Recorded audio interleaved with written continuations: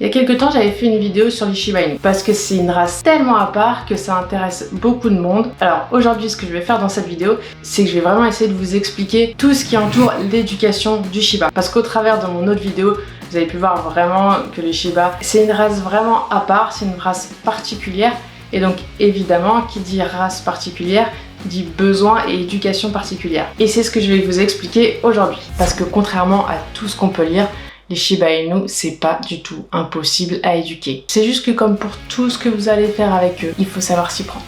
Alors la première chose qu'il faut savoir sur l'éducation du Shiba Inu, c'est qu'il va falloir utiliser l'éducation positive. L'utilisation du renforcement positif, ça va être indispensable pour éduquer un Shiba. Le Shiba, non seulement il a besoin de comprendre ce que vous lui demandez, mais en plus, il va avoir besoin d'y voir un intérêt pour lui. Si vous lui demandez quelque chose et qu'il voit pas ce qu'il y gagne, il le fera certainement pas. Mais à côté de ça, ils sont super intelligents et super malins.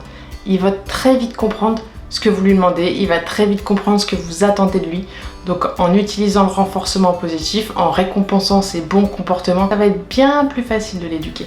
Alors au contraire, utiliser des méthodes coercitives, ça va être totalement contre-productif. Je vais pas développer tout ce qui est renforcement positif, éducation positive, tout ce qui est méthode coercitive. Si vous avez besoin d'un peu plus de détails sur tout ça, j'explique tout dans ma vidéo sur l'éducation positive. Sans utiliser ce renforcement positif, le Shiba, il aura pas forcément envie de vous écouter. En plus, ça va nuire à votre relation, ça va installer un climat un petit peu de crainte, un petit peu de défense pour lui, et du coup, l'éducation va aussi être beaucoup plus compliquée. En utilisant l'éducation positive, on va utiliser nos connaissances sur le monde canin, on va utiliser nos connaissances sur notre chien, et ça va nous permettre de beaucoup mieux fonctionner et de baser l'éducation sur un respect mutuel entre nous deux.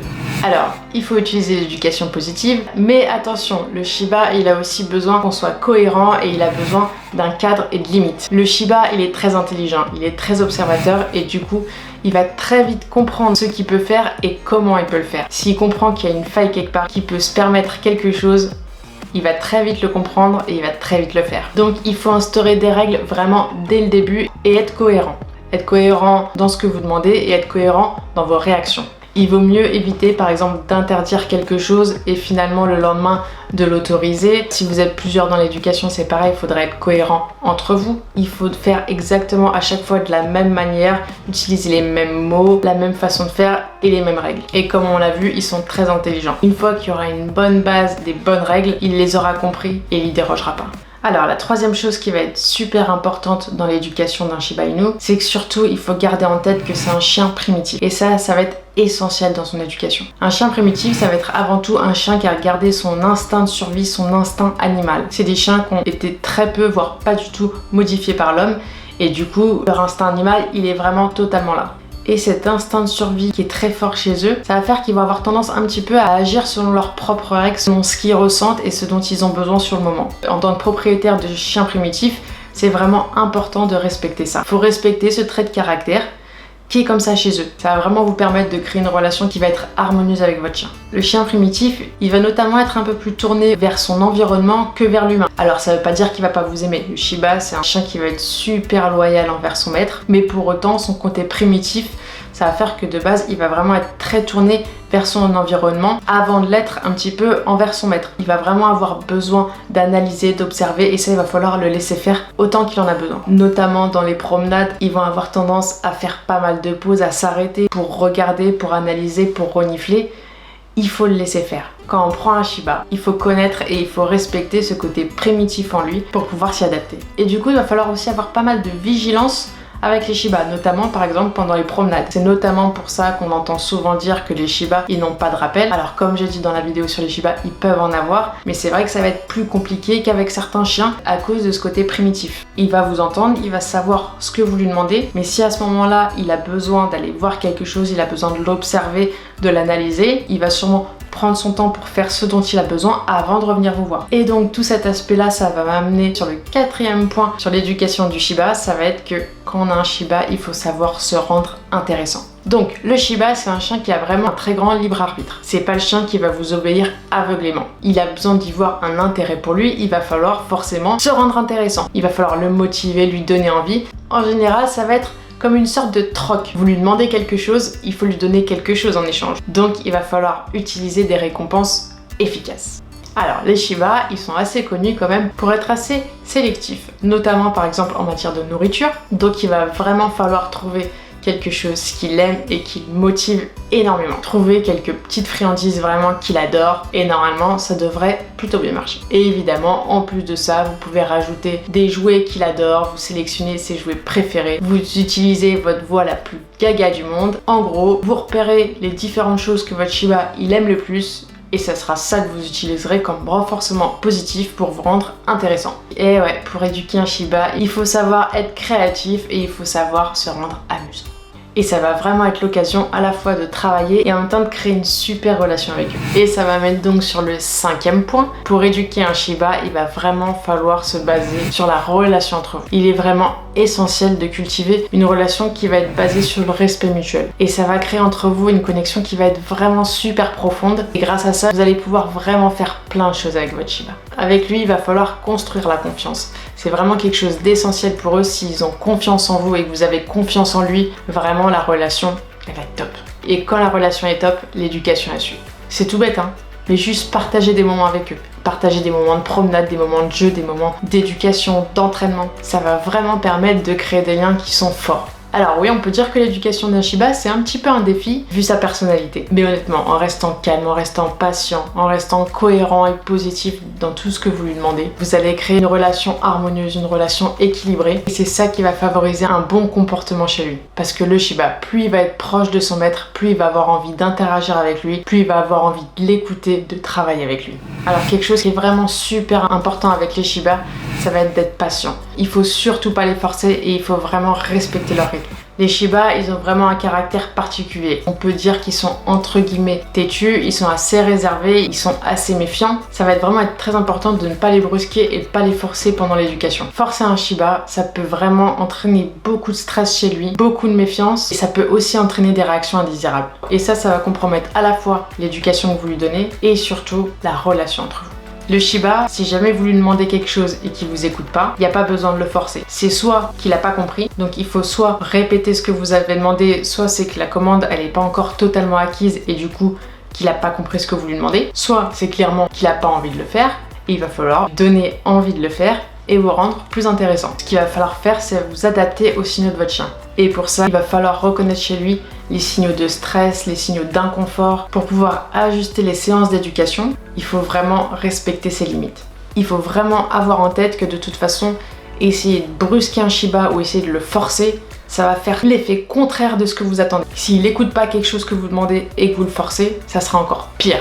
Donc pour ça, déjà, je vous encourage vraiment à bien observer votre chien, à bien l'analyser comme lui il peut le faire. Et niveau langage canin, je vous encourage à aller voir aussi la vidéo que j'ai faite sur les signaux d'apaisement. Alors, en plus de pas forcer votre Shiba, ce que je vous encourage vraiment à faire, c'est de favoriser l'autonomie chez lui. Il va vraiment falloir l'impliquer, le laisser prendre ses propres décisions. Dans tout ce qu'il va faire, il va falloir essayer de lui offrir des choix, de lui laisser l'opportunité de pouvoir décider quelque chose. Il faut qu'il puisse prendre des initiatives et ça va vraiment renforcer la confiance en soi chez lui. Encore une fois, le laisser observer, le laisser analyser et du coup, si possible, le laisser choisir quel comportement, quelle action avoir à un moment. Ça va vraiment l'aider à progresser et ça va aussi favoriser votre relation parce qu'il va voir que vous lui faites confiance et que vous récompensez un choix qu'il a fait de lui-même.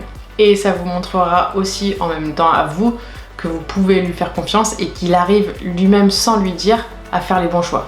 Alors, une chose à laquelle il va falloir aussi faire très attention dans l'éducation du Shiba, ça va être sa sensibilité. Les Shiba, ils sont connus pour être vraiment très sensibles et assez réactifs à leur environnement. Et du coup, ça va nécessiter vraiment une approche très délicate, une approche très respectueuse pour qu'ils puissent apprendre et s'épanouir pleinement. La sensibilité des Shiba, ça va se manifester sous différents aspects. Ils vont être sensibles au bruit, ils vont être sensibles à la stimulation visuelle un petit peu excessive. Ils vont être aussi très sensibles à l'agitation qu'il va y avoir autour d'eux. Ils vont aussi être très sensibles aux moindres petits changements qu'il peut y avoir dans son environnement. Que ce soit dans la maison, que ce soit même en extérieur. Le moindre petit truc, ça peut les perturber. Vous prenez par exemple Shiro, on va aller faire une promenade, un chemin par exemple qu'il connaît, qu'il fait régulièrement. On va prendre un chemin par exemple et puis sur le côté du chemin, il va y avoir un pot de fleurs.